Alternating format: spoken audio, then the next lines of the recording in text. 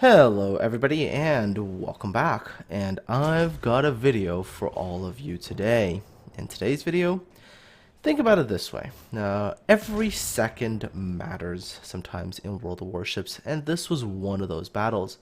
I'm playing ranked in a Bliskavita, and things, well, initially they went okay, except, oh look, there is a Nagato.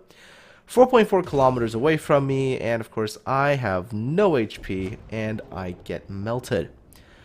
Alright, well, things are bad, but not that bad. We still have another destroyer. We have the Sims over here. Sims is 4,000 HP. There's a Bliskavita over there with about 2,000. Alright, things aren't so bad. Sims is pop smoke. Alright, as long as this Sim stays alive and we still have a destroyer, we've got a chance. Because take a look at the teams. Enemy team has 2 battleships and a destroyer. We have 2 battleships and this 1 remaining Sims. And HP-wise for destroyers, pretty similar. As of the moment, we have 2 caps and we are in the lead when it comes to points. Take a look at the position of our 2 battleships and you'll notice they're down at H4. Oh, incoming torpedoes, and the Sims is, well, broadside. So, there goes our destroyer, and now we're in trouble.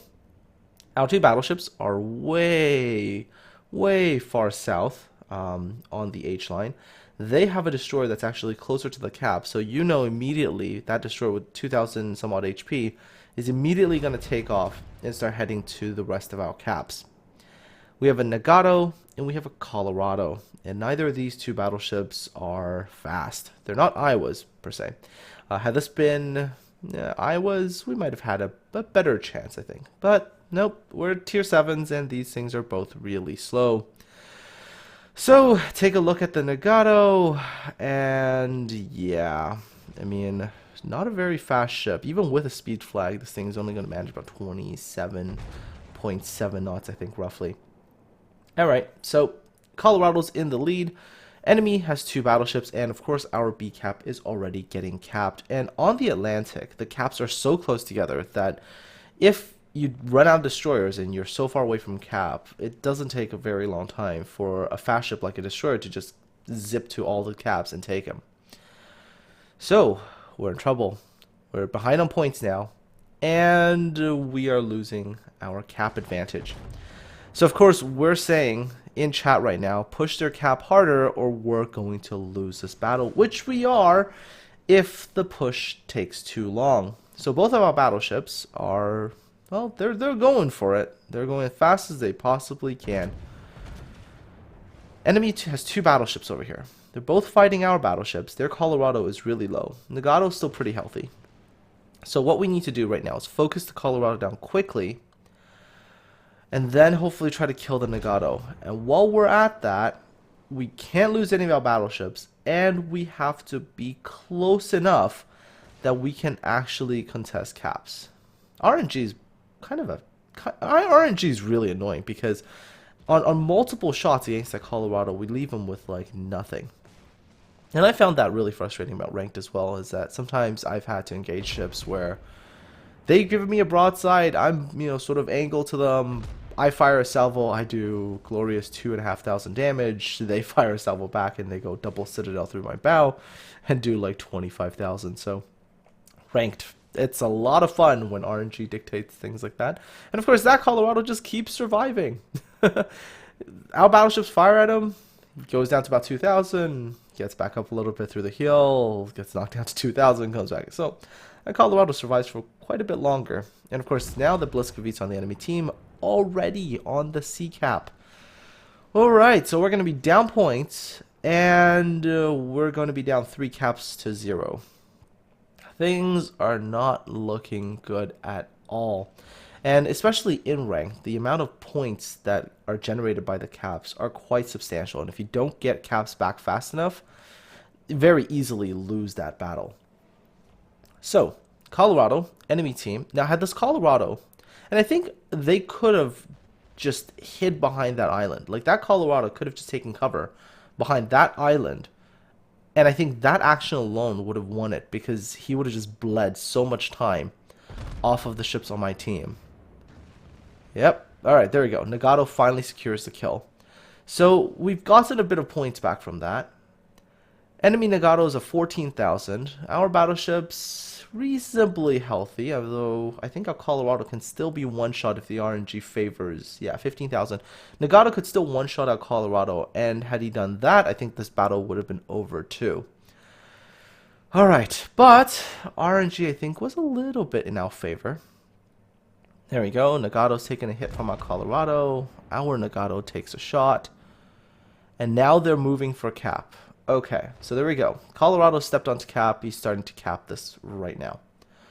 Okay, so right now, what pretty much needs to happen is that the Colorado should already be heading for... Oh, yeah, probably the Colorado should be already heading for Bravo.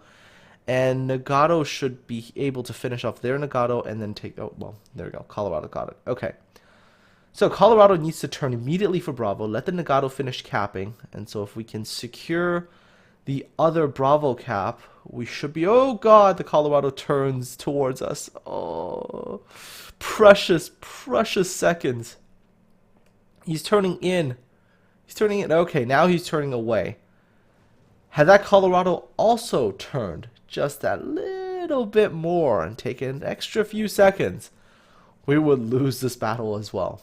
Okay, so we finally retake the A cap. The enemy team have 2 caps, B and C, and they still have a Bliskovita. Now, the Bliskovita is really low, but, as long as the Bliskovita can stealth fire, which it can, as long as it's outside, I think it's like 11.2, I think, as long as it's outside that range, and, you know, or it's behind an island and slinging shells over and keeps resetting our battleships as they make a move for the B cap, then I think that Bliskovita can also win.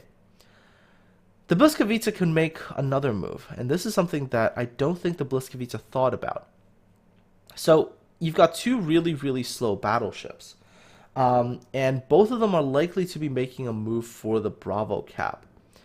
Since the Bliskovita had already taken C, and there's nothing else to contest the destroyer, the Bliskovita could have run all the way south, and behind our battleships, and gone for A. Had the Bliskovita done that, I think this battle would have also swung in the enemy team's favor.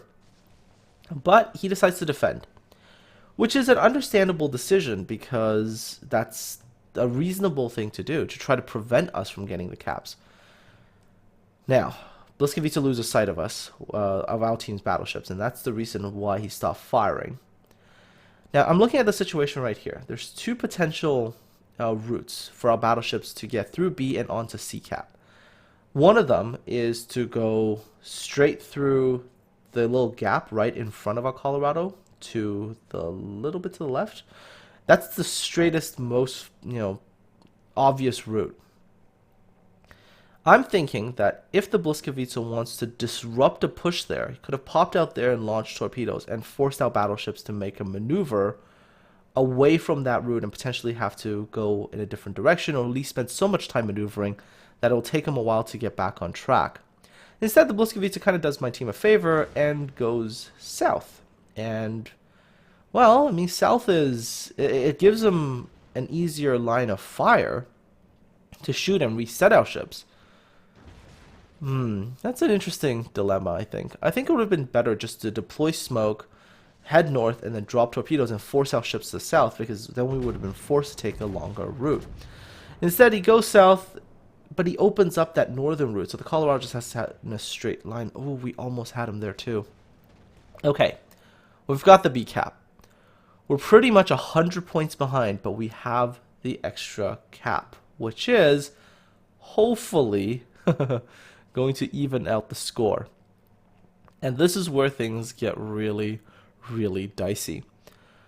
Think about every maneuver that's happened so far. Every extra unnecessary move. Think about the time that it cost. And now think about this. The only way for us now to win is for the Colorado, the slow battleship actually, to just go in a straight line directly into C, step onto the C cap, and hope for the best. Bliskovita, anything, any sort of torpedo hit on this Colorado, maybe 2 torpedo hits, and the Colorado's gone. So it's very, very dicey. However, the Bliskovita has no health, so Bliskovita can't really come up close either and has to depend on more of a long-range stealth torp. Dicey, dicey situation. Enemy team is already at 950 points, and we're not even at 900 yet. So I'm not sure if this is going to make it or not. So the Colorado's trying his best. And you see that the Colorado doesn't immediately turn into the closest part of the cap right away, because I think he's a little worried that there might have been a destroyer trying to pop out there. So a little bit smart to give himself a tiny little bit of room. Doesn't see anything because the scout plane passes overhead, so nothing there. So he turns in and he goes for the cap. Enemy team, 971 points. Oh boy.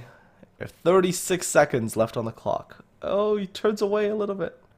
He turns away a little bit. Okay, does actually dodge the torpedoes. Wow, that is some Sixth Sense feel that right there. I'm pretty sure he had like situational awareness, and that's why he kind of did this. But manages to dodge the torpedo salvo. Okay, steps onto the enemy cap. That's frozen them at 980 points with 15 seconds left. Here we go. 966 on our team. 10, 9, 8. Watch the score. 7, 6, 5, 4, 3, 2, 1. And on the very, very, very last second, before we hit 0, we gain 3 points to 981. This entire battle was a battle of seconds. Think about it. All the way back, had anything caused the Colorado to just turn for an extra 2 or 3 seconds, and he had been 2 or 3 seconds late onto this cap and frozen them, and they had gained 3 extra points, we would have lost that. Anyways, folks, hope you enjoyed this nail-biter of a match. Take care, have a good one, and I'll talk to all of you again soon.